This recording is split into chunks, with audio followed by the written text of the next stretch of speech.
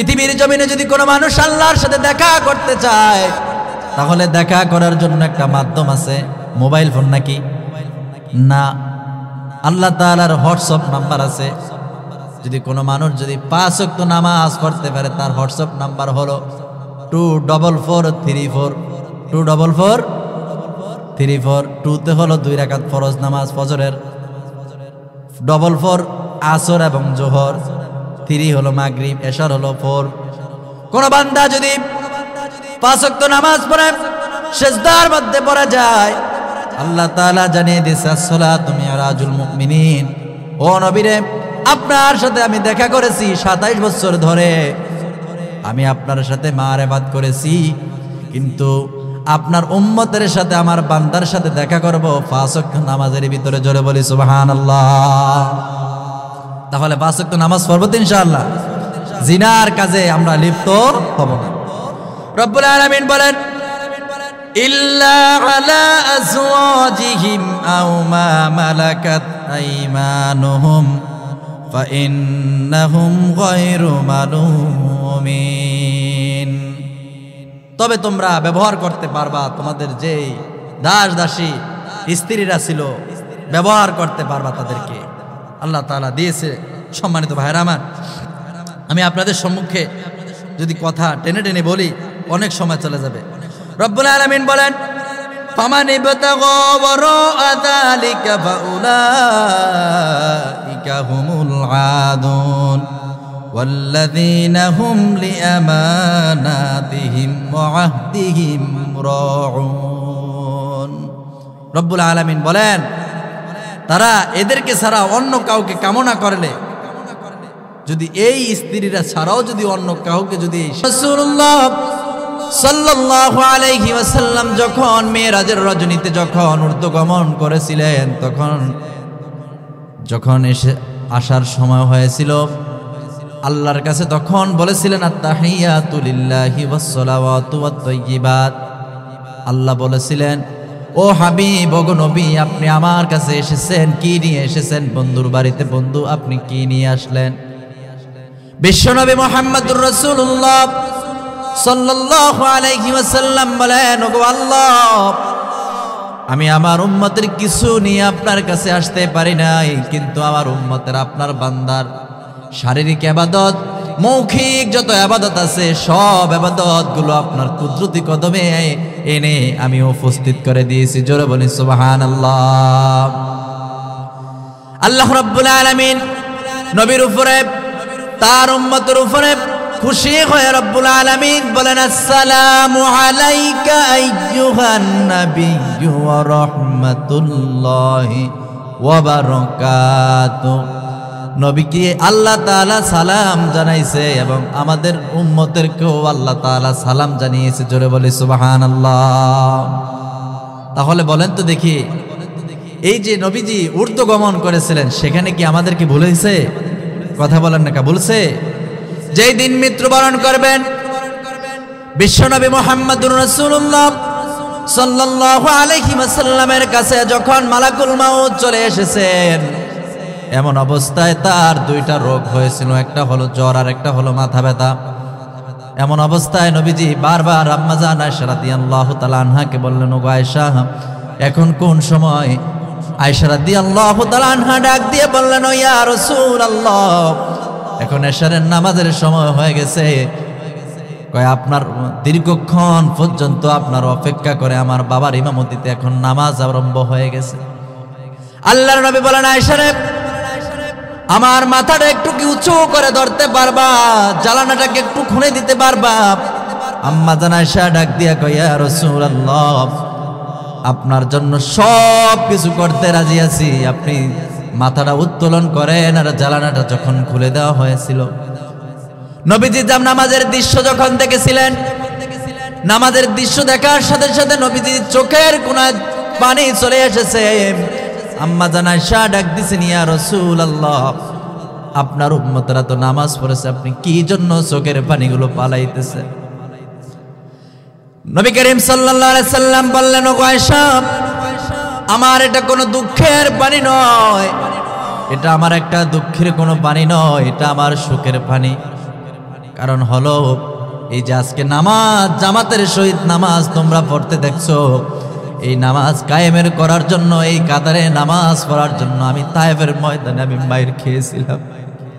ওগো আয়েশা, আমি তায়েফে যখন গিয়েছিলাম, মক্কা থেকে 80 মাইল দূরে তায়েফ, আমার চাচার অভিযান যখন আমার গায়ের উপরে চলেছে, আমার চাচা যেই দিকে আমি ইসলামের দাওয়াত নিয়ে যখন দিয়েছিলাম আমাকে আল্লাহর ইবাদত করার জন্য আর আমাকে নবী বলে স্বীকার করার জন্য যখন বলেছিল, আমার চাচা তখন আমার পিছনে কিছু দুষ্ট কাফের কিছু যুবক বাচ্চাদেরকে লেলিহান করে আমার পিছনে ছুটে দিয়েছিল। আমি তার নির্যাতিত হওয়ার পরে ওগো আয়েশা, মক্কা থেকে 80 মাইল দূরে আমি সেই তায়েফে চলে গেলাম। তায়েফে যখন দাওয়াত দিয়েছিলাম, লা ইলাহা ইল্লাল্লাহু মুহাম্মাদুর রাসূলুল্লাহ। ওগো আয়েশা, এই দাওয়াতটা যখন আমি বলেছিলাম, পিছন থেকে আমি দেখতে পেয়েছিলাম কিছু যুবক কিছু বাচ্চারা, ওই বাচ্চাগুলোকে লেলিহান দিয়ে দেওয়া হয়েছে। আমার পিছনে কিছু বাচ্চাদেরকে পাথর নিয়ে নিক্ষেপ করার জন্য আদেশ করা হয়েছে। তখন আয়েশারে আমি পিছনের দিকে তাকিয়ে দেখলাম, আমার চাচার অভিযানে, আমার চাচার নেতৃত্বে ছোট ছোট বাচ্চাগুলো আমার গায়ের উপরে পাথর মেরেছিল। ও বাবা, ভাই বন্ধুরে, মক্কাতে তায়েফে যারা গিয়েছিল হাজী সাহেবদের কথা, সেই জায়গার পাথরগুলো এত ধারালো, তার গায়ের ভিতরে যখন পড়েছিল তার গাওটা কেটে গেছে, গায়ের থেকে রক্ত মোবারক গুলো বেয়ে তার জামা মোবারকের সাথে লেগে গেছে। তার জুতা মোবারকের সাথে লেগে যাওয়ার পর তখন তিনি অজ্ঞান হয়ে বেহুশ হয়ে জমিনের মধ্যে পড়ে গেছে। ও আয়েশা, আমার উপরে এত নির্যাতন স্টেম রুলার চালিয়ে দেওয়া হয়েছে। মক্কা থেকে আমি 13 বছর পরে আমি যখন মদিনায় আমার দেশ ছেড়ে যখন এই দ্বীনের দাওয়াত দেওয়ার জন্য শুধু বলেছিলাম নামাজ কায়েম করার জন্য, ইসলাম কায়েম করার জন্য, পর্দা কায়েম করার জন্য, যখন আমি 13 দফা নয় যতটা দফা আমি ওই মক্কার সেই সময় সিটি মেয়র ছিল আবু জাহেল, বর্তমানও কিছু নাস্তিকের আবু জাহেল মার্কা দুনিয়াতে আছে কিনা বলেন, একটু জোরে বলেন আছে কিনা। সেই সময়ের ছিল আবু জাহেল। ওই আবু জাহেলের নেতৃত্বে সারা মক্কা নগরীতে আমার স্থান হয় না, আমি মক্কা থেকে মদিনার দিকে চলে যেতে হয়েছে। ও আয়েশা, আজকে যে এই নামাজ তুমি কায়েম করা দেখতেছো আর নামাজের এই দৃশ্য দেখতেছো, এই নামাজ দৃশ্য নিয়ে আসার জন্য আর পার্লামেন্টে আমি নামাজ কায়েম করার জন্য আমার শরীরের রক্ত মোবারক গুলো এই জমিনের ভিতরে অনেক খণ্ডিত হয়েছে, আমার দান মোবারক শহীদ হয়ে গেছে। নবীজি বললেন, ও আয়েশা, আমার ফাতেমাকে ডাকো। মৃত্যু যখন ঘনিয়ে আসছে, সেই দিনও ওই আজরাইলকে তখন ডাক দিয়ে বলল, আজরাইল রে, তুমি আমার জান মোবারক কিভাবে নিবা? বলা হয়েছে, ইয়া রাসূলুল্লাহ, আমার কেনষ্ট আঙ্গুল আপনার বুকের উপরে লাগানো হবে। বলা হয়েছে আপনি টের পাবেন না। যখন নবীজির বুকের উপরে কেনষ্ট আঙ্গুল যখন রাখা হয়েছে, সাথে সাথে নবীজি বলছেন, ও আজরাইল, একটু হাতটা উত্তোলন করো। আমার মনে হচ্ছে তুমি যেহেতু একটা কেনষ্ট আঙ্গুল আমার বুকের উপরে রেখেছো, তুমি বলতেছো আমার নবীর কাছে মনে হচ্ছে সাতবক আকাশ আর সাতবক জমিন আমার বুকের উপরে তুমি চাপে দিয়েছো। ও আজরাইল রে, একটা কথা তোমাকে আমি বলি, শেষ সময় আমি তোমাকে কথা বলি রে, আমার নবীর যেহেতু কোনো গুনাহ নাই, আমার নবীর যেহেতু এত কষ্ট হচ্ছে মৃত্যুর সময়, আমার উম্মত মৃত্যুর সময় কি অবস্থা করবে রে, একটু কথা কি আমাকে বলে দিত।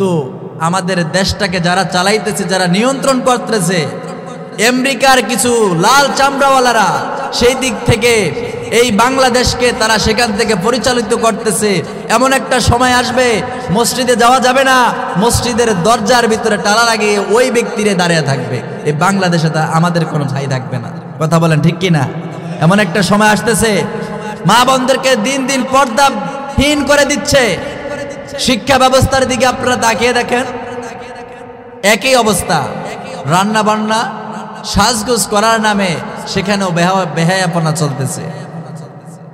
শারীরিক শিক্ষার নামে যৌনচার শিক্ষা দেওয়া হচ্ছে। সম্মানিত ভাইয়েরা আমার, এগুলো দিয়ে কখনো ইসলাম পরিপূর্ণ 500 বিধিবিধানের আয়াত এই কোরআনের ভিতরে দেওয়া হয়েছে।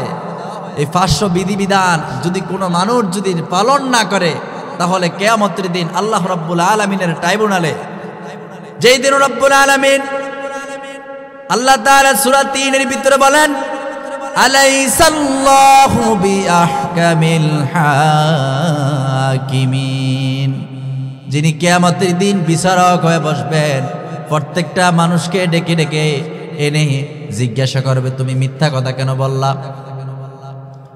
মানুষকে জিজ্ঞাসা করবে, তুমি জিনা কি জন্য করেছো? মানুষকে জিজ্ঞাসা করবে, তুমি হত্যা কেন করলা নির্দ্বিধায়?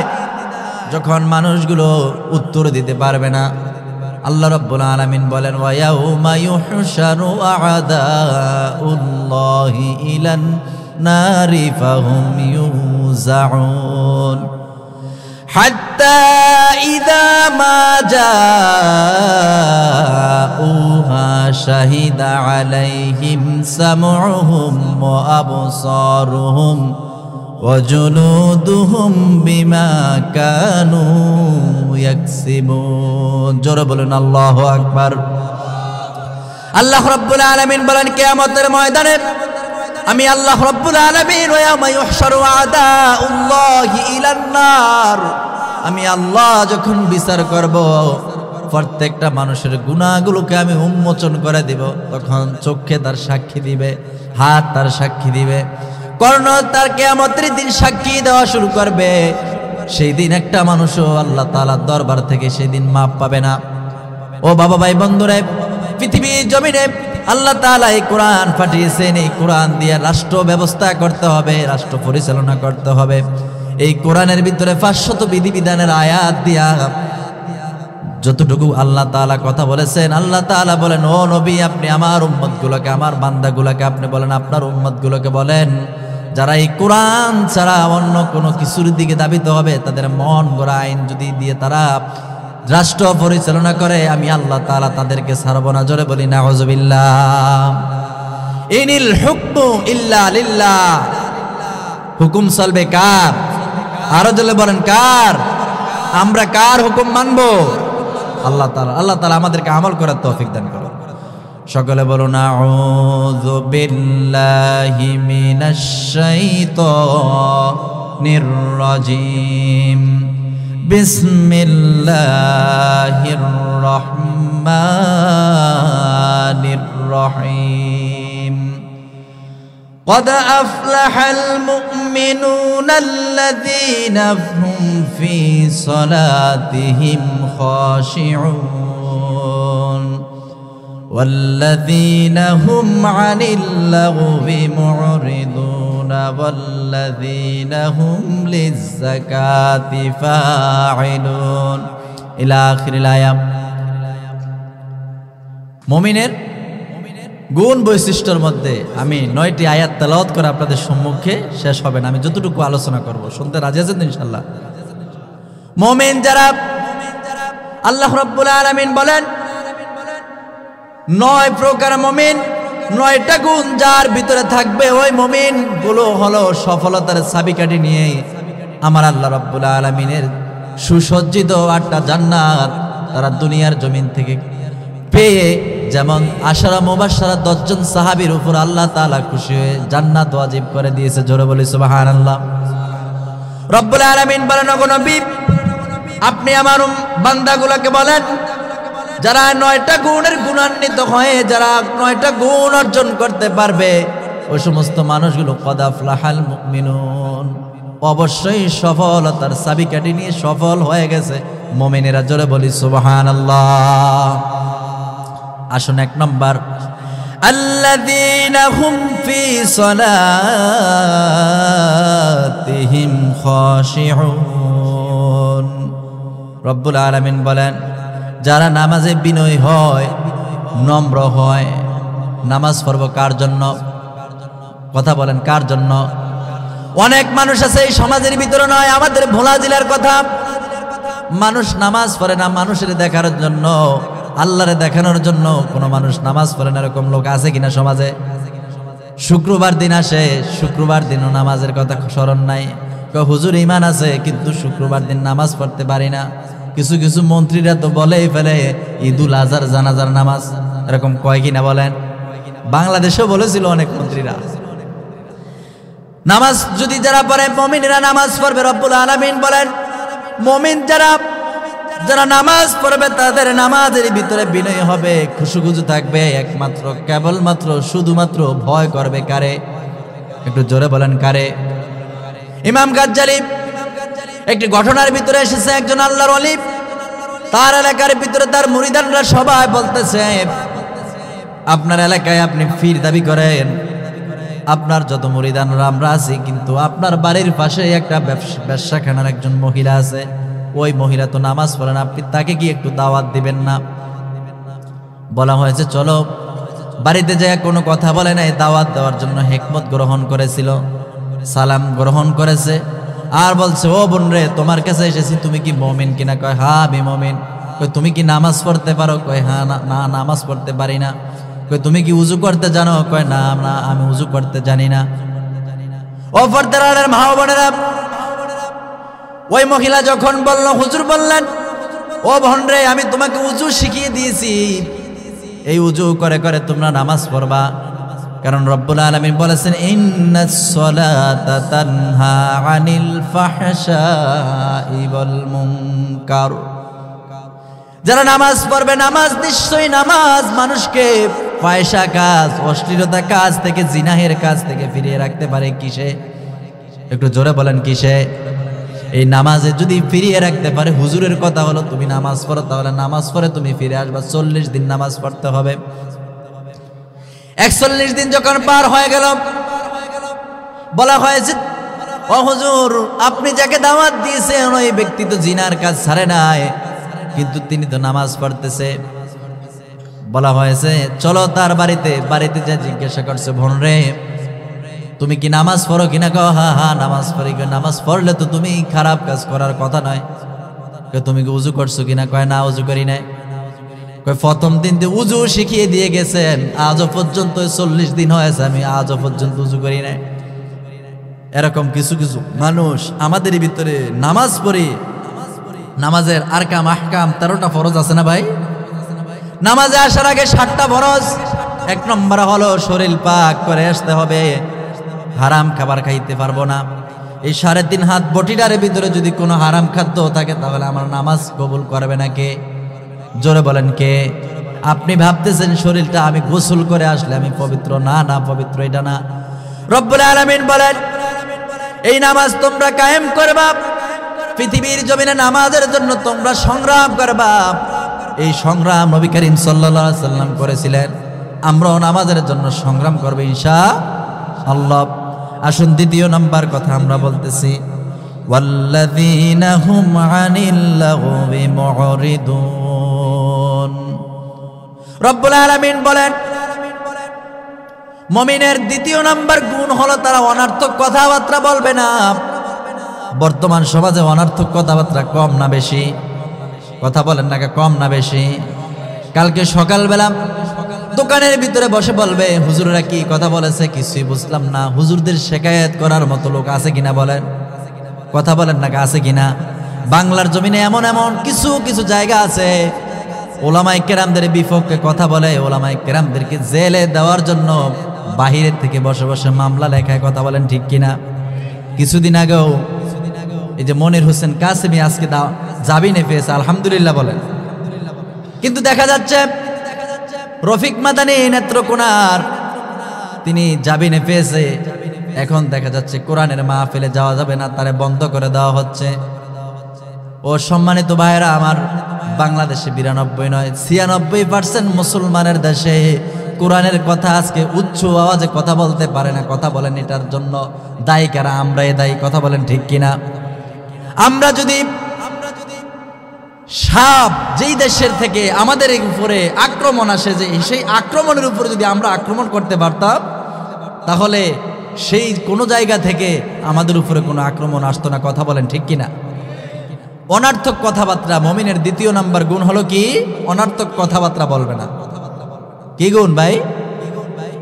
অনেক বক্তারাই তো আছে স্টেজে উঠে ওইটা অনার্থক কথাবার্তা বলতেছে। আমি যতক্ষণ পর্যন্ত কথা বলতেছি একটাও কি কোরআন হাদিসের বাইরে কথা বলতেছি? কথা বলেন, কোরআন হাদিসের বাইরে তো কোরআনের কথা বলে তো শেষ করতে পারি না। গিয়াসউদ্দিন আত-তাহিরি সে ব্রাজিল আর আর্জেন্টিনার কি গোল দিছে না কি দিয়েছে, যেই দেশে কিছু কিছু জায়গায়, আর্জেন্টিনা এমন একটা দেশ যেই দেশে আল্লাহর নাম মসজিদে নেওয়া যায় না, বিভিন্ন জায়গায় নিষিদ্ধ, সেই ব্রাজিল আর্জেন্টিনার সাপোর্টারে বাংলাদেশে আছে কিনা? আছে। মানুষ খুন করে বাড়িগুলো সাজায়। সম্মানিত ভাইয়েরা আমার, কিন্তু বক্তারা স্টেজে উঠে আর্জেন্টিনার খবর কয়, বিভিন্ন কথাবার্তা বলে, মানুষকে উৎসাহিত করে। আসলে বলেন তো দেখি, এগুলো অনর্থক কথাবার্তা না? রব্বুল আলামিন বলেন সূরা মুমিনুনের ভিতরে মুমিনের গুণ বৈশিষ্ট্যের ভিতরে তৃতীয় নাম্বার গুণ রব্বুল আলামিন বলেন আল্লাযীনা হুম লিয-যাকাতি ফাঈলুন। জোরে বলুন আল্লাহু আকবার। রব্বুল আলামিন বলেন যারা মুমিন, মুমিনের তৃতীয় নাম্বার গুণ বৈশিষ্ট্য হলো তারা যাদের উপরে যাকাত ফরজ হয়েছে, যাদের উপরে যাকাত ফরজ হয়েছে তারা যাকাতগুলো আল্লাহর রাস্তায় দিয়ে দিবে। এতিম মিসকিনের হক, এই যাকাতগুলো তাদের মাঝে বন্টন করে দেওয়া হবে। মদিনার ভিতরে আবু বকর সিদ্দিক রাদিয়াল্লাহু তাআলা আনহু মক্কাতে সব জায়গায় আলোড়ন সৃষ্টি করে দিয়েছে, আর বলা হয়েছে তোমরা তোমাদের যাকাতের মালগুলো গুনে গুনে দেয়া দাও। মদিনার ভিতরে, মক্কার ভিতরে কোনো একটা জায়গা বাকি নাই, সব জায়গায় যাকাতের মালগুলো মানুষের কাছে পৌঁছে দেওয়া হয়েছে। যাকাতের মাল এতিম মিসকিনেরা খাবে। যদি যাকাতের টাকাগুলো সরকারি কোষাগারের ফান্ডের তহবিলের যত টাকা পয়সা আছে, এই জায়গা থেকে যদি যাকাত যদি গনে গনে কোটি কোটি টাকার মালিক এমপি মন্ত্রী যদি সব জায়গা থেকে টেনে টেনে এনে যদি কোনো মানুষের যদি দেওয়া হতো, তাহলে বাংলাদেশে কোনো এতিম মিসকিন পাওয়া যেত না। কথা বলেন ঠিক কিনা? আবু বকর সিদ্দিক রাদিয়াল্লাহু তাআলা আনহু বলছেন তোমাদের যাকাতের টাকাগুলো তোমরা সব কিছু এই আগামী শুক্রবার দিন মসজিদে আসার আগে তোমরা সব কিছু দিয়ে আসবা। দুইজন সাহাবীর ভিতরে সবার যাকাতের টাকা দেওয়া হয়েছে, কিন্তু দুইজন সাহাবী দিতে পারছেন না। একজন সাহাবী 7 দিন পর্যন্ত হাঁটাহাঁটি করার পরে মাথার ভিতরে যাকাতের টাকাগুলো নিয়ে নিয়ে গলিতে গলিতে হাঁটতেছে, কোথাও যাকাত খাওয়ার মতো মানুষ নেই। বর্তমানে বলেন তো দেখি, বাংলাদেশে এখনো স্বামী জীবিত বিধবা ভাতা মানুষের ঘরে ঘরে হয়ে গেছে। কথা বলেন ঠিক কিনা? যাকাতের টাকা বিভিন্ন জায়গায় এসে এসে মানুষগুলো কোটি কোটি টাকার মালিক, কিন্তু সেও বাংলাদেশের যাকাত খায়। কথা বলেন ঠিক কিনা? চেয়ারম্যানের খাটের নিচে তেলের বস্তা পাওয়া যায়, তেলের গুদাম পাওয়া যায়। বলেন তো দেখি, এগুলো এতিম মিসকিনের খাবার নাকি চেয়ারম্যানের খাবার? কথা বলেন না কা? কথা বলেন না কা? চেয়ারম্যানের খাবার এটা? মিসকিনের খাবার ছিল, কম দামে কেনার জন্য দিল। সরকার তো চায় বাংলাদেশটাকে মডেল করার জন্য, মডেল করতে পারবেন না। আল্লাহ রাব্বুল আলামিন কোরআনের ভিতরে 4টা হুদুদ রাখা হয়েছে। কিসাস, হত্যার বদলে হত্যা, ছুরির বদলে হাত কেটে দেওয়া হবে। যদি এই ছুরির বিচার যদি করত, তাহলে এই বাংলাদেশে 328টা চেয়ারের ভিতরে সর্বপ্রথম যে উপজেলাতে ছিল ডিসিএসপির সর্বপ্রথম হাতটা কাটা যেত। কথা বলেন ঠিক কিনা? চেয়ারম্যানের হাত কাটা যেত। এই জন্য তো কোরআন দিয়ে আজকে রাষ্ট্র ব্যবস্থা পরিচালনা হয় না। কথা বলেন ঠিক কিনা? আপনারা রাগ হন ভাই? চলবো তো এভাবে? যাকাতের মাল দেওয়ার জন্য একজন সাহাবী কতদিন হাঁটতেছে? কতদিন? আলহামদুলিল্লাহ যে বলতেছে 7 দিন হাঁটাহাঁটি করতেছে। আপনারা মনে আমার উপরে রাগ করছেন। 7 দিন হাঁটাহাঁটির পরে অলিতে গলিতে কোণে মরে যখন যাইতেছে, হঠাৎ করে লোকটা সাহাবীর ক্লান্তি তো এসে গেছে। একটা গাছের নিচে, খেজুরের গাছের নিচে বসে ঝিমুনি এসে গেছে। হঠাৎ করে চোখ করে দেখতেছে অপোজিট থেকে একটা লোক আসতেছে। হ্যাঁ, তারও মাথার উপরে একটা বোঝা নিয়ে আসতেছে। চেহারা উস্কু চেহারা। 7 দিনের ব্যক্তি বলতেছে, যেহেতু এই লোকটা আসতেছে, তাহলে তিনি জাকাত খাওয়ার মতো গরিবের মতো দেখা যাচ্ছে, তাহলে আমার এই জাকাতের আল্লাহ আমাকে বাঁচিয়ে দিয়েছে, আমার জাকাতের মালগুলো তাকে দিয়ে দিব। দাঁড়াইছে মাথার ভিতরে জাকাতের টাকা, লোকটাকে যখন দিয়ে দেওয়া হয়েছে বলছে, আসসালামু আলাইকুম ভাই, আজকে 7 দিন পর্যন্ত মক্কার ভিতরে এলান হয়ে গেছে জাকাতের টাকা না দেওয়া পর্যন্ত মসজিদে যাব না, কালকে শুক্রবার, কিন্তু আল্লাহ আপনাকে মিলিয়ে দিয়েছে, আমি আমার জাকাতের মালগুলো আপনাকে দিয়ে আমি যাব, আল্লাহ তাআলা আমারে খালাস করে দিয়েছে। অপর ভাই ডাক দিল, ভাই রে তুমি কতদিন পর্যন্ত জাকাতের টাকা নিয়ে হাঁটতেছো? কয় আমি 7 দিন পর্যন্ত জাকাতের টাকা নিয়ে মদিনা মক্কার ভিতরে অলিতে গলিতে হাঁটতেছি। ওই সাহাবী ডাক দিয়ে কো, ভাই আমি আজকে 10 দিন পর্যন্ত মক্কাতে মদিনাতে অলিতে গলিতে হাঁটতেছি, জাকাত খাওয়ার মতো কোনো মানুষ সেখানে নাই। জোরে বলি সুবহানাল্লাহ। আর বাংলাদেশের মানুষ না খেয়ে এই বাংলার জমিনের মানুষ মারা যাচ্ছে, কথা বলেন ঠিক কিনা? খবর নাই তো?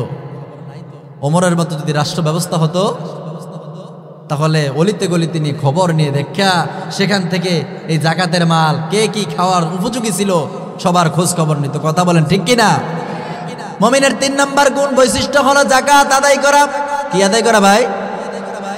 এটা ওঠে গা, যারা ওঠে 4 জনে দৌড়িয়া পড়বেন, ওরে 1-2 যদি থাকে, 40-এর ওভারের ছুটি আছে, 40-এর ওভার বয়স যার তার ছুটি হবে, আর বেশি না। আমি আর আপনাদের সম্মুখে 6টা গুণ বলবো, শুনতে রাজি আছেন ইনশাআল্লাহ? থাকবেন না ভাগবেন? কারা কারা ভাগবেন হাত উঠিয়ে দেখা যাক। যারা হাত উঠাইছে তারা বোঝে না। আল্লাহ তাআলা সকলকে কবুল করুক, সকল বলে আমিন। রব্বুল আলামিন 4 নম্বর গুণ বৈশিষ্ট্য আল্লাহ রব্বুল আলামিন তুলে ধরা বলেন, আল্লাযীনা হুম লিফুরুজিহিম হাফিজুন। জোরে বলুন আল্লাহু আকবার।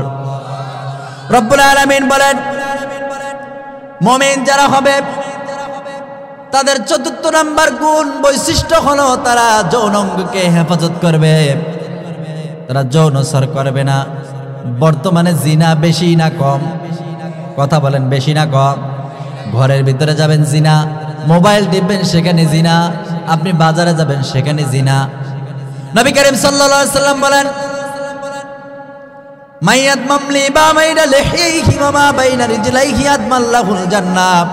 কোন মুমিন যদি 2 সোয়ালের মধ্যবর্তী স্থান মানে জিহবা আর 2 উরুর মধ্যবর্তী স্থান মহিলা এবং পুরুষ 2টা তার উরুর মাঝখানের লজ্জা স্থান হেফাজত করতে পারে। 1 নম্বরে হলো জিহবা, 2 নম্বর হলো লজ্জা স্থান হেফাজত। কোন মুমিন এবং মুমিনা নারী এবং পুরুষ যদি করতে পারে, আল্লাহর নবী বলেন আমি ওই মুমিন এবং মুমিনাকে আমি আল্লাহ তাআলা জান্নাত নেওয়ার জিম্মাদারিত্ব নিয়ে গেছি। জোরে বলি সুবহানাল্লাহ। তাহলে কি জিনা করা যাবে? বাংলাদেশে 6 বছরের শিশুকেও দর্শন করে, কথা বলেন ঠিক কিনা? দর্শন করে, তাকে মাটির ভিতরে ফুতেও তাদেরকে মেরে ফেলা হয়েছে, কথা বলেন ঠিক কিনা? জিনা থেকে বাঁচবে না। যুবকরা যারা আছেন এখানে, বাবারা এখানে যারা উপস্থিত আছেন, যুবকগুলোকে বিবাহ করিয়ে দেন, যুবকগুলোকে বিবাহ করিয়ে দেন, জিনা কমান। আপনি বলেন আমার ছেলে 1 পায়ের উপরে দাঁড়াইতে পারে না কেন? বলেন তো দেখি, এই যুবকরা তাদের 1টার উপরে খাড়া না 2টার উপরে? তা আপনি বলেন তারা দাঁড়াইতে পারে না। ওই দেন যুবকগুলো ঠিক কয়, মানে তাদের পক্ষে কথা বলা হয়েছে না? আসে আপনাদের সম্মুখে কথা আসতেছে, জিনা কমান। আরেকটা কথা হলো, নবী করিম সাল্লাল্লাহু আলাইহি সাল্লাম বলেন, কিয়ামতের ময়দানে রব্বুল আলামিন 5 শ্রেণীর মানুষের দিকে রব্বুল আলামিন রাগান্বিত হয়ে তাকাবেন না। তার মধ্যে 1 নম্বর হলো বুড়া জিনাখোর যারা ছিল। যুবকগুলা তো ভয়ে জিনা করতে পারে না, আর বৃদ্ধরা বিবাহ করার পরে স্ত্রী ঘরে থাকা সত্ত্বেও জিনা করে, এরকম লোক আছে কিনা বলেন? কথা কয় না, আছে কিনা? এটার জন্য একমাত্র দায়ী হলো ঘরের আপনার স্ত্রী। পর্দার আড়ালের মা ও বোনদেরকে বলবো, 5টা টিপস যদি আপনি মেনে নেন তাহলে আপনার স্বামীর চোখ অন্যদিকে যাবে না। কারণ হলো আপনার এই শরীরকে ধরে রাখতে হবে, আপনার ফিটনেসকে ধরে রাখতে হবে। আপনি তো স্বামীর সামনে সাজেন না, আপনি সাজেন যখন বাজারে যান, সেখানে যে ভাইয়া এটা কি, এরকম করে বলে কিনা বলেন? মা বোনদেরকে সাজগোজ করে রাখবেন। আর এমন করে সাজে পর পুরুষের সামনে, দেবরের সামনে সাজে, কিন্তু স্বামীর সামনে সাজতে পারে না। তো এখানে বুড়া যারা আছেন, আল্লাহ বলেন, নবীজি বলেন, কিয়ামতের দিন 5 শ্রেণীর লোক আল্লাহ তাআলা রাগান্বিত হয়ে তাদের দিকে তাকাবেন না। 1 নম্বর হলো যারা বুড়া জিনাখোর ছিল, যারা, তাদেরকে রব্বুল আলামিন তাদের দিকে তাকাবেন না। জোরে বলি নাউজুবিল্লাহ। সম্মানিত ভাইরা আমার, কষ্ট হচ্ছে আপনাদের? চলবো? আমার যে চলবো না, একটু জিকির করি লা ইলাহা।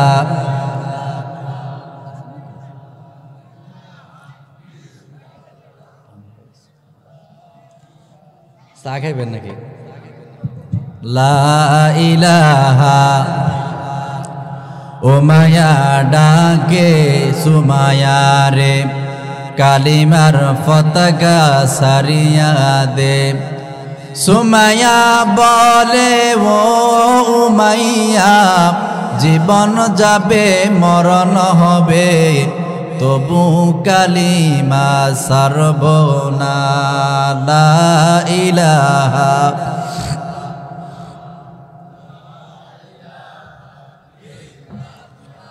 লা ইলাহা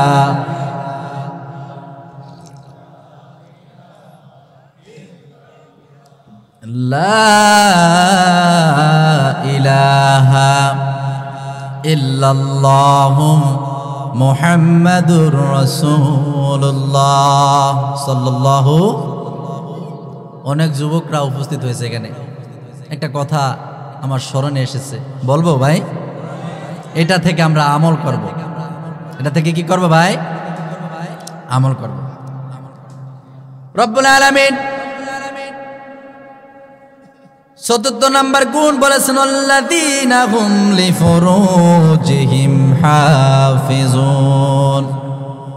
তোমরা যৌনচারের কাছে যেও না। আল্লাহ তাআলা বলেন, লা তাকরাবুজ জিনা ইন্নাহু কানা ফাহিশাতাও ওয়া মাকতাও ওয়া সাআ সাবিলা। এই জিনার নিকটবর্তীও তোমরা হয়ো না, যেও না সেখানে। এখন আমরা ঘরে ঘরে জিনা হয় কিনা ভাই? 14 জন মহিলার সাথে আপনি দেখা করতে পারবেন, মহিলারাও 14 জন পুরুষের সাথে দেখা করতে পারবে। এক কথায় বলবো, সময় লম্বা করব না, যাদের সাথে বিবাহ জায়েজ তাদের সাথে দেখা করা না জায়েজ। যাদের সাথে বিবাহ কি জায়েজ, তাদের সাথে দেখা করা না জায়েজ। যাদের সাথে বিবাহ না জায়েজ তাদের সাথে দেখা করা জায়েজ। আলহামদুলিল্লাহ, আমার থেকে ভালো আপনারা কথা বুঝছেন তো? 14 জনের ভিতরে যাদের সাথে বিবাহ কি জায়েজ, তাদের সাথে দেখা করা না জায়েজ, তাদের সাথে কি, আর যাদের সাথে দেখা করা জায়েজ তাদের সাথে বিবাহ করা। আলহামদুলিল্লাহ, বুঝতে পারছেন তো? জিনা কেমন জিনিস?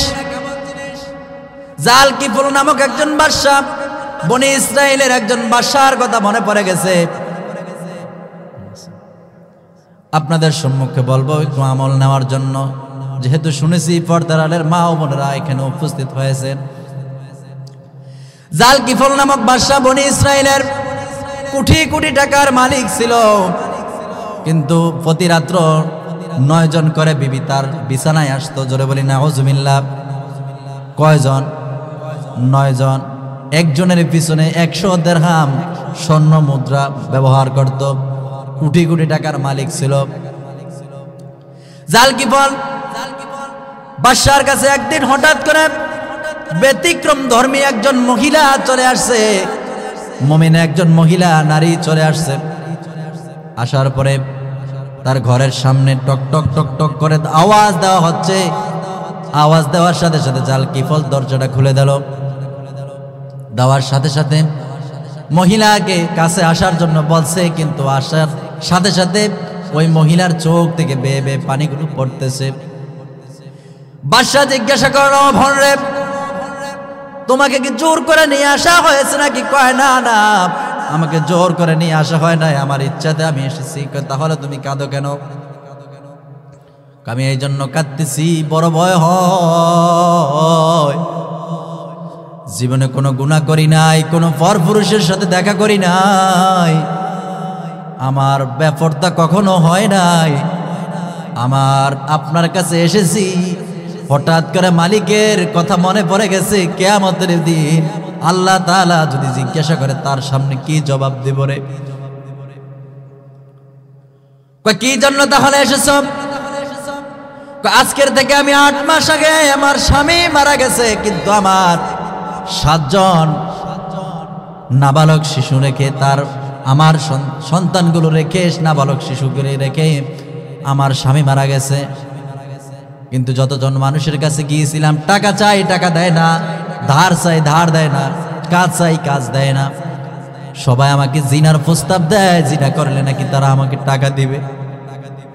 হঠাৎ করে আজকে আপনার দালাল আমার সাথে দেখা, তার কাছে আমি টাকা চেয়েছিলাম।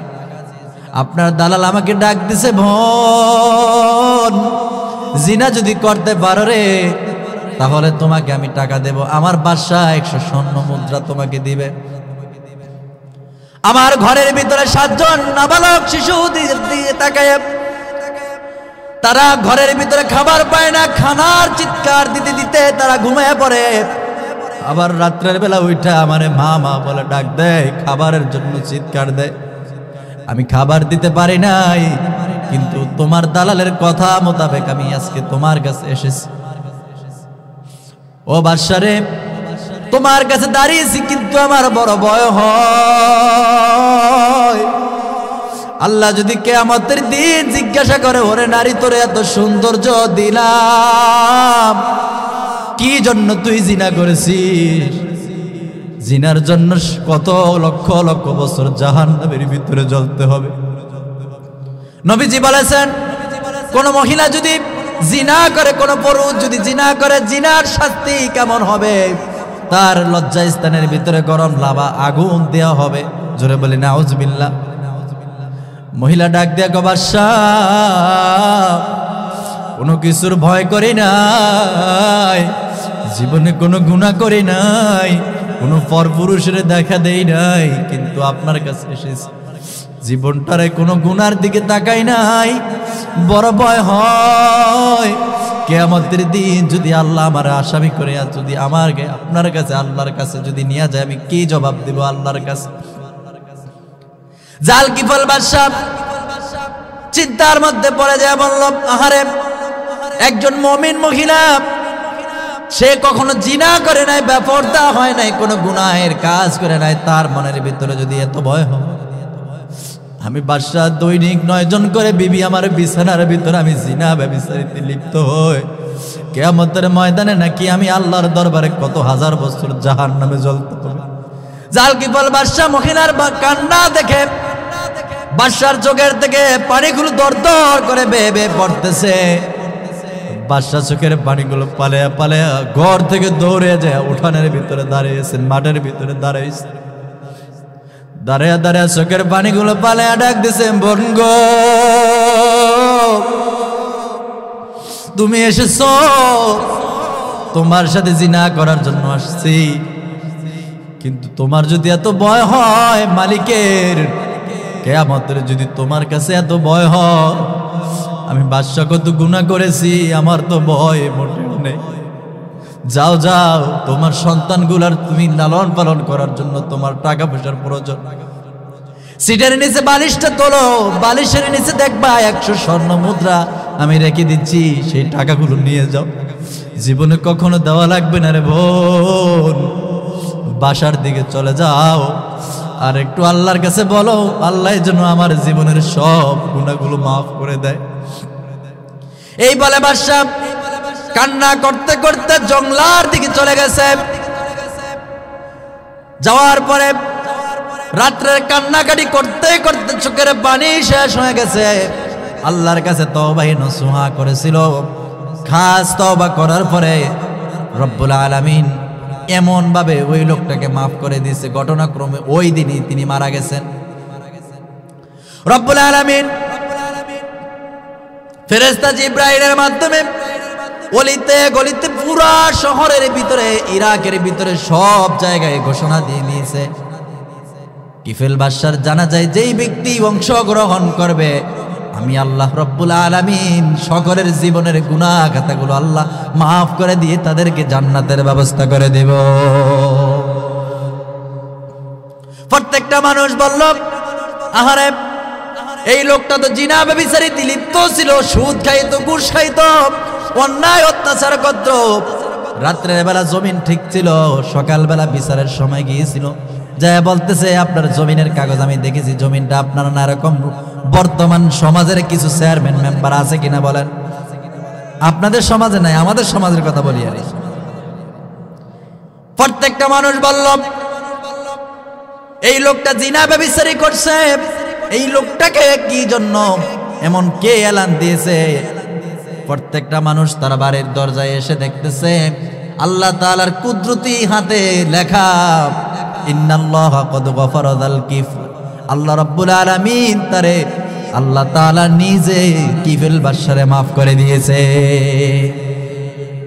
ও বাবা ভাই বন্ধুরা, জীবনে খাহেশের মধ্যে পড়ে, যৌবনের চাহিদার কারণে আমরা জীবনে গুনাহ করে ফেলার পরও যদি আমরা জিনা করি, এখনো যদি সময় আছে তওবা যদি করতে পারি, বলেন তো দেখি আমাদেরকে মাফ করে দিবে কে? বলেন, আরো জোরে বলেন কে? আল্লাহ রাব্বুল আলামিন বলেন, ও নবীরে, আমি পৃথিবীর ভিতরে মানুষ সৃষ্টি করেছি, আমি জান্নাত সৃষ্টি করেছি, তারপরে জাহান্নাম সৃষ্টি করেছি, আগে জান্নাত সৃষ্টি করেছি।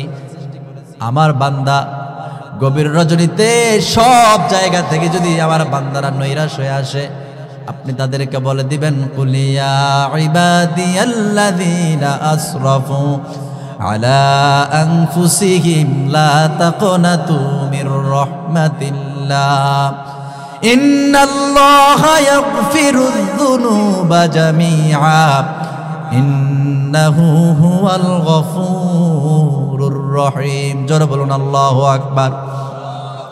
ওগো নবী বলেন, যে সমস্ত মানুষগুলো বাজারে যায় আমাকে বাইরায়, ময়দানের ভিতরে যায় আমাকে নৈরাশ হয়ে চলে আসছে, ইজতেমার ময়দানে যায় আমাকে পায় নাই, ওই তাবলিগের ময়দানে যায় আমাকে পায় নাই, চরমনায়ের ময়দানে যায় আমাকে পায় নাই, বিভিন্ন জায়গায় যায় আমাকে খুঁজেছিল, তাদেরকে বলে দেন লা তাখুযুহু সিনাতুন ওয়ালা নাউম, আমি আল্লাহ ঘুমাই না, ঘুম তো দূরের কথা আমার তন্দ্রও আসে না। কারণ হলো কোন সময় আমার বান্দার পবিত্র মুখকে দিয়ে আমাকে একবার আল্লাহ বলে ডাক দিবে, আমি আল্লাহ তাআলা অ্যাপ্লাই করার সাথে সাথে তাকে আমি রিপ্লাই দিয়ে দিব। জোরে বলি সুবহানাল্লাহ। উদউনি আস্তাজিব লাকুম, বান্দা তুমি অ্যাপ্লাই করো, আমি সাথে সাথে তোমার ডাকের রিপ্লাই দিয়ে দিব। সুবহানাল্লাহ বলেন। রব্বুল আলামিন বলেন, পৃথিবীর জমিনে যদি কোনো মানুষ আল্লাহর সাথে দেখা করতে চায়, তাহলে দেখা করার জন্য একটা মাধ্যম আছে, মোবাইল ফোন নাকি না? আল্লাহ তাআলার হোয়াটসঅ্যাপ নাম্বার আছে। যদি কোনো মানুষ যদি 5 ওয়াক্ত নামাজ পড়তে পারে, তার হোয়াটসঅ্যাপ নাম্বার হলো 24434 24434। 2 তে হলো 2 রাকাত ফরজ নামাজ ফজরের, 44 আসর এবং জোহর, 3 হলো মাগরিব, এশার হলো 4। কোন বান্দা যদি 5 ওয়াক্ত নামাজ পড়ে সিজদার মধ্যে পড়ে যায়, আল্লাহ তাআলা জানিয়ে দিয়েছে আসসালাতু মিরাজুল মুমিনিন। ও নবীরে, আপনার সাথে আমি দেখা করেছি 27 বছর ধরে, আমি আপনার সাথে মারেফাত করেছি, কিন্তু আপনার উম্মতের সাথে আমার বান্দার সাথে দেখা করব 5 ওয়াক্ত নামাজের ভিতরে। জোরে বলি সুবহানাল্লাহ। তাহলে 5 ওয়াক্ত নামাজ পড়ব তো ইনশাআল্লাহ, জিনার কাজে আমরা লিপ্ত হব না। রব্বুল আলামিন বলেন, ইল্লা আলা আজওয়াজিহিম আও মা মালাকাত আইমানুহুম ফাইন্নাহুম গায়রু মালুমিন। তবে তোমরা ব্যবহার করতে পারবা, তোমাদের যেই দাস দাসী স্ত্রীরা ছিল ব্যবহার করতে পারবা তাদেরকে, আল্লাহ তাআলা দিয়েছে। সম্মানিত ভাইরা আমার, আমি আপনাদের সম্মুখে যদি কথা টেনে টেনে বলি অনেক সময় চলে যাবে। রব্বুল আলামিন বলেন, ফামান ইবতাগা ওয়ারাআ যালিকা ফাউলাইকা হুমুল আদুন ওয়াল্লাযীনা হুম লিআমানাতিহিম ওয়া আহদিহিম রাউন। রব্বুল আলামিন বলেন, তারা এদেরকে ছাড়া অন্য কাউকে কামনা করলে, যদি এই স্ত্রীরা ছাড়াও যদি অন্য কাউকে যদি সে মানে কামনা করে, তাহলে সেটা সীমা লঙ্ঘন করবে। আর রব্বুল আলামিন বলেন, মুমিনরা ওয়াল্লাযীনা হুম লিআমানাতিহিম ওয়া আহদিহিম রাউন।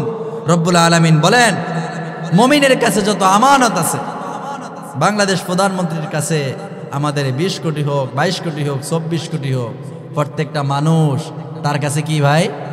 আমানত। এই যে ভোট আসছে, ভোট কি ভাই? একটু জোরে বলেন, ভোট কি? আমানত। এই আমানতের সময় আমরা খেয়ানত করি কি না ভাই? এই দুনিয়ার বাহাদুরি বেশি দিন নয়। আমরা সবাই কোথায় যেতে হবে? কবরের দেশে চলে যেতে হবে। সম্মানিত ভাইরা আমার, আমি বেশি কথা আর বাড়াবো না, অনেক রাত্র চলে গেছে, হয়ে গেছে। আপনাদের আমি বললে কিন্তু এই কোরআনের কথা অনেক শুনবেন, কিন্তু সেই দিকে আমি কথা বাড়াবো না।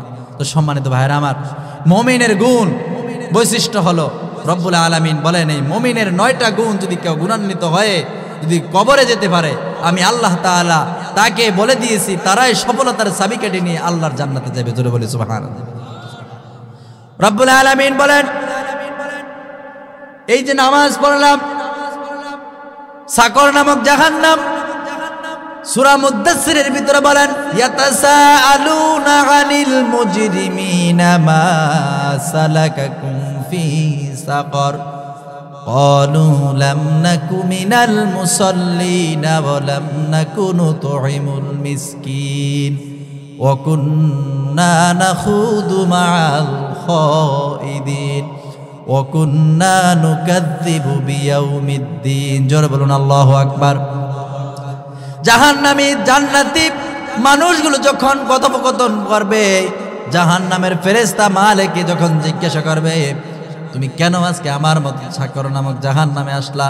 তখন বলবে, 1 নম্বরে আমরা এসেছি ক্বালু লাম নাকু মিনাল মুসাল্লিন, আমরা নামাজ পড়ি নাই, নামাজ না পড়ার কারণে আজকে তোমার বুকে এসেছি। জোরে বলি নাউযুবিল্লাহ। দ্বিতীয় নাম্বার হলো লাম নাকু মিনাল মুসাল্লিন ওয়া লাম নাকু নুতঈমুল মিসকিন, মিসকিনদের খাবার আমরা তাদের কাছে পৌঁছাই নাই, এই জন্য আসছি। ওয়া কুন্না নাখুদু মাআল খাইদিন, জুলুম করতাম, যেই মানুষটা যেই দোষ না করত ওই দোষের উপরে তারে চাপিয়ে দিতাম, সীমা লঙ্ঘন করতাম। আর আমরা কি করতাম না, ওয়া কুন্না নুকাযযিবু বিয়াউমিদ্দিন, বলতাম আমাদের এই চির ক্ষমতা রাজত্ব আমাদের, কিন্তু এই পৃথিবীটার পরে যে আল্লাহ তাআলা হাসর ব্যবস্থা করবেন, এই কথাটা আমরা অস্বীকার করলাম। তখন মানুষগুলোকে বলবে, তোমাদের কাছে কি কোন সুসংবাদদাতারা যায় নাই? ক্বালু বালা, আমাদের কাছে এসেছিল। আমরা তাদেরকে বলেছিলাম, লাউ কুন্না নাসমাউ আও নাআকিলু মা কুন্না ফি আসহাবিস সাঈর, আমরা একটা কথা বলতাম, আমাদেরকে তারা মিথ্যাবাদী দিয়ে ধোঁকা দিতেছে, আমরা তাদের কাছ থেকে কানটা সরিয়ে নিয়ে আমরা মুখটা সরিয়ে নিতাম। কিন্তু আজকে এসে আমরা আজকে জাহান্নাম হাসরের ময়দানে দাঁড়িয়ে গেছি। শেষ করে দিচ্ছি, হাসরের ময়দানে রব্বুল আলামিন সূরা কারিয়াতের ভিতরে, সূরা জারিয়াতের ভিতরে বলেন, সূরা জিলজালের ভিতরে, ইযা জুলজিলাতিল আরদু জিলজালাহা ওয়া আখরাজাতিল আরদু আথকালাহা, মানুষগুলোকে যখন সিংহায় ফু দিবে তখন দাঁড়িয়ে যাবে। দাঁড়িয়ে যাওয়ার পরে তাদেরকে জিজ্ঞাসা করবে, মানুষগুলো চতুর্দিকে লেলিহান হয়ে যাবে, আল্লাহ বিচার কার্য ফয়সালা করে দিবে। নবী তখন বের হয়ে চতুর্দিকে দৌড়াদৌড়ি করবে আপনার আমার জন্য। শেষ করে দিচ্ছি, এই শেষ, কষ্ট হবে ভাই। চতুর্দিকে দৌড়াদৌড়ি করবে। আম্মা জান আয়েশাকে বলছেন, ও আয়েশা, আমাকে আমার উম্মতগুলোকে জানিয়ে দিবা, আমাকে 3টা জায়গা দেখবা, একটা হলো মিজান, আর একটা হলো পুলসিরাত, আরেকটা হলো আমার উম্মতের নেক যেই জায়গায় আল্লাহ তাআলা যেখানে আমার কি করবে জিজ্ঞাসা করবে, হিসাব নিকাশ যখন হাতে পৌঁছে দিবে, এই 3টা জায়গায় আমাকে দৌড়াদৌড়ি করা দেখতে অবস্থায় পাইবা। প্রত্যেকটা মানুষগুলোকে ধরে ধরে নিয়ে যাবে জাহান্নামের ফেরেশতারা, জাহান্নামের দিকে নিয়ে যাবে। আল্লাহ রাব্বুল আলামিন বলেন ইয়া আইয়ুহান নাসুত্তাকু রাব্বাকুম ইন্না জালজালাতাস সাআতি শাইউন আযীম ইয়াওমা তারাউনাহা তাযহালু কুল্লু মুরদিআতিন আম্মা আরদাআত ওয়া তাদউ কুল্লু যাতি হামলিন হামলাহা ওয়া তারান নাসা সুকারা ওয়া মা হুম বিসুকারা ওয়ালাকিন্না আযাবাল্লাহি শাদীদ। জোরে বলুন আল্লাহু আকবার। রব্বুল আলামিন বলেন ওই দিনটাকে ভয় করো যখন ইসরাফিল সিংহে ফু দিবে, দেওয়ার সাথে সাথে একটা হামেলা মহিলা 8 মাস 10 মাস বাচ্চাটা পেটের ভিতরে থাকবে। এত ভয়ানক দিন হবে ওই দিনটার ভয়ে, ওই সাইলেন্টের ভয়ে বাচ্চাটা মায়ের পেট থেকে খসে পড়ে যাবে। ওই মা টের করতে পারবে না, এদিক সেদিক ছুটাছুটি করবে। একটা মানুষ জিজ্ঞাসা করবে ও মা হুম বিসুকার, জিজ্ঞাসা করার পরে বলবে না না আমরা পাগল হই নাই। মানুষ বলবে তোমরা কি মদ খাইছো নাকি, এমন করো কেন? তখন মানুষগুলো কেঁদে কেঁদে বলবে ও মা হুম বিসুকার, আমরা মাতাল হই নাই, মদ খাই নাই। তাহলে কি জন্য এরকম করো? আল্লাহ বলেন ওয়ালাকিন্না আযাবাল্লাহি শাদীদ। এটা পৃথিবীর কোনো কিছু নয়, এটা আমার আল্লাহ তাআলার আযাবের কারণেই এরকম হইতেছে। জোরে বলি নাউযুবিল্লাহ। সেই দিন আমরা সবাই একত্রিত হতে হবে কিনা ভাই? হবে। সম্মানিত ভাইরা আমার,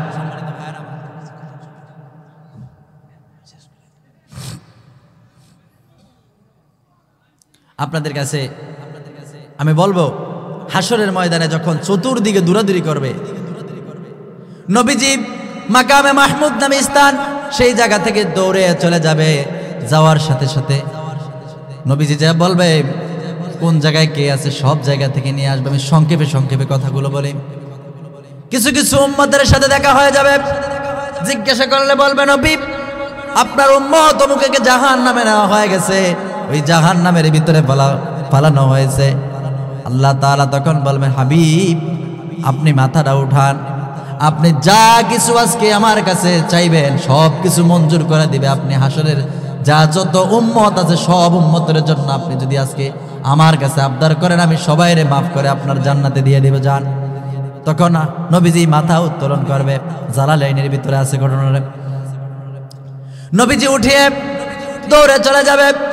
যে যখন বলবে ইয়া রাসূলুল্লাহ আপনার উম্মত জাহান্নামের ভিতরে, ওই জাহান্নামের ভিতরে যখন পড়ে গেছে সেখান থেকে উঠানোর জন্য বলছে রব্বুল আলামিনের কাছে, নবীজি বলবেন রব্বুল আলামিন আমার পাটা আমি জাহান্নামের আগুনের ভিতরে দিতে পারবো না। আল্লাহর নবীকে আল্লাহ তাআলা বলেন নবী ও হাবিব আপনার সম্মান কতটুকু আপনি জানেন? আপনি পা মোবারক যখন উপরে উঠাইছিলেন আমি আল্লাহ তাআলা আপনাকে ওই পা মোবারকটা উঠানোর কারণে আমি আল্লাহ আরশের দিকে নিয়ে আসছি। জোরে বলি সুবহানাল্লাহ। আজকে যদি আপনি পা মোবারক জাহান্নামের ভিতরে রাখেন, আপনার পা মোবারকের বরকতে আমি আল্লাহ ওই কবরের ওই জাহান্নামের ভিতরে যে আগুন ছিল ওই আগুনটাকে আমি আল্লাহ ঠান্ডা নিবারণ করে দেব। আল্লাহ পারবে কিনা বলেন? নবীজি নামবে, নাইমা প্রত্যেকটা উম্মতকে বলবে ও উম্মতরা সব, নবীজি একটা চাদর হাতের ভিতরে নিয়ে বলবেন হ্যাঁ এই চাদরটাকে তোমরা ধরবা। ঘটনার ভিতরে এসেছে, তাফসীরের ভিতরে এসেছে এই একটা চাদরকে 1 লক্ষ উম্মত ধরবে, 1 লক্ষ উম্মতের পিছনে 1 লক্ষ করে উম্মত দাঁড়াবে।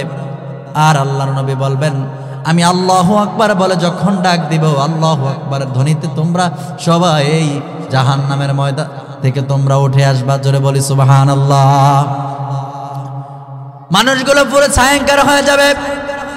নবীজি বলবে আসো দৌড়ে চলে যাও। নবীজি নিয়ে জান্নাতের বারান্দায় নিয়ে রাখবে, আর ওই বারান্দার সামনে থাকবে আবে হায়াতের কূপ। জোরে বলি সুবহানাল্লাহ। মানুষগুলো ওই বারান্দায় যখন যাবে, দুনিয়ার এত কষ্ট করেছিল, 5 ওয়াক্ত নামাজ এই ঠান্ডা পানি দিয়ে উজু করে পড়েছিল। আল্লাহ রাব্বুল আলামিন বলেন এই জান্নাতটা রেখে দিয়েছি, এই জান্নাতের ভিতরে আমি আল্লাহ 5 বেলা মেহমানদারি আমি আল্লাহ নিজে করব। জোরে বলি সুবহানাল্লাহ।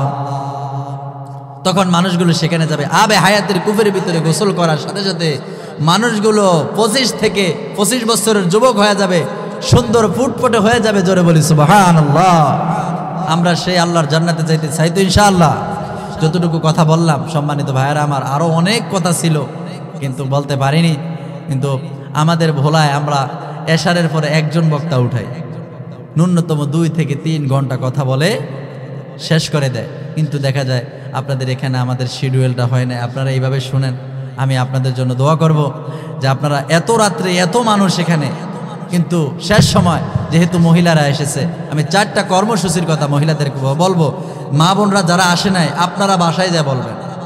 নবীজি বলেন, আল মারআতু ইযা সাল্লাত খামসাহা ওয়া সামাত শাহরাহা ওয়া আতাআত বা'লাহা ওয়া আহসানাত ফারজাহা ফালতাদখুল মিন আইয়ি আবওয়াবিল জান্নাতি শাআত। কোন মহিলা যদি আল্লাহকে রাজি খুশি করার জন্য, নবীকে সন্তুষ্ট করার জন্য, কোন মহিলা যদি আল্লাহরে রাজি খুশি করার জন্য 4টা কাজ করতে পারে, কয়টা কাজ? একটু জোরে বলেন, কয়টা? 4টা কাজ করে যদি যাইতে পারে, আমি নবী বলেছি ওই মহিলা আমি থাকবো ডান পাশের জান্নাতে। আর তাদের জন্য বলা হয়েছে এই 8টা জান্নাতের দরজা, ওই মহিলা যেই জান্নাতের দরজা দিয়া প্রবেশ করতে ইচ্ছা করে ওই জান্নাতের দরজা দিয়া প্রবেশ করতে পারবে। জোরে বলি সুবহানাল্লাহ। 1 নম্বরে হলো 5 ওয়াক্ত নামাজ, দ্বিতীয় নাম্বার রমজান মাসের রোজা, তৃতীয় নাম্বার স্বামীর খেদমত, 4র্থ নাম্বার হলো নিজের লজ্জাস্থান মানে পর্দা। 1 নম্বরে নামাজ, 2 নম্বরে রমজান মাসের রোজা, 3 নম্বরে স্বামীর খেদমত, 4র্থ নম্বর হলো কি? পর্দা। এই 4টা কাজ কোনো মানুষ যদি করে যাইতে পারে, আল্লাহর নবী বলেন জান্নাতের 8টা দরজা আছে, ওই দরজাগুলো দিয়ে তারা যেই দরজা ইচ্ছা করবে ওই দরজা দিয়ে তারা প্রবেশ করতে পারবে নির্দ্বিধায়। জোরে বলি সুবহানাল্লাহ। এই ঘটনারও কিছু তাফসীর আছিল, বলবো না। আল্লাহ তাআলা আমরা যতটুকু কথা বললাম, আমাকে আগে আপনাকে সকলকে আমল করার তৌফিক দান করুন। সম্মানিত ভাইরা আমার, এই তাফসীর পরিচালনা করার জন্য ব্যয়বহুল হয় কিনা ভাই? হ্যাঁ, খরচ হয়? মনে হয় না। এই লাইট, প্যান্ডেল, আজকে যে এই বাতি আছে কিন্তু কালকে থাকবে না।